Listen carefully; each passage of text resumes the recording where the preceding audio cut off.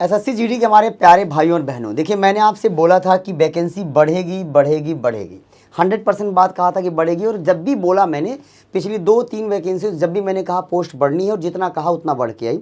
मैंने अभी 2 दिन पहले इस पर एक वीडियो किया था, आपने खूब प्यार भी दिया। और अब देखिए आज मैं फिर से क्यों आया हूँ, सेम उसी टॉपिक पे क्यों चर्चा करने आया हूँ।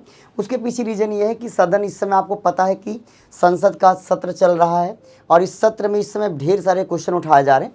तो बुधवार को सदन में आपके लिए बात हुई।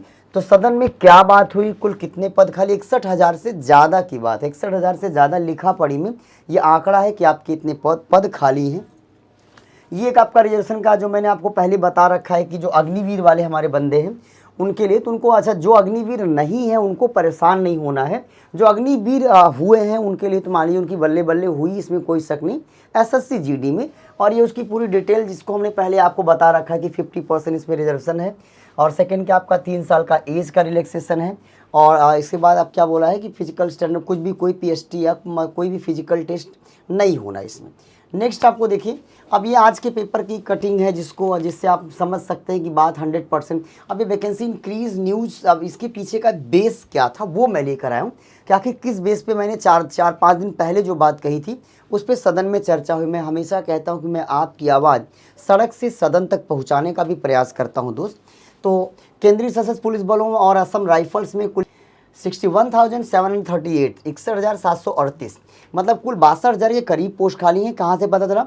गृह राज्य मंत्री नित्यानंद राय ने बुधवार को राज्यसभा में बताया कि कुल 10,73,728 पद हैं। इसमें भरे कितना गए? 10,04,482। मतलब ये हो गया कि कुल 61,738 पद खाली हैं। सबसे ज़्यादा कहाँ पर? 18,134 सीआरपीएफ में। इसके बाद सीएसएफ है आपका 17,930, आईटीबीपी में 10,688, एसएसबी में आपका 6,638, बीएसएफ में सब 5,874, सबसे कम असम राइफल्स में 2,474 पद खाली हैं।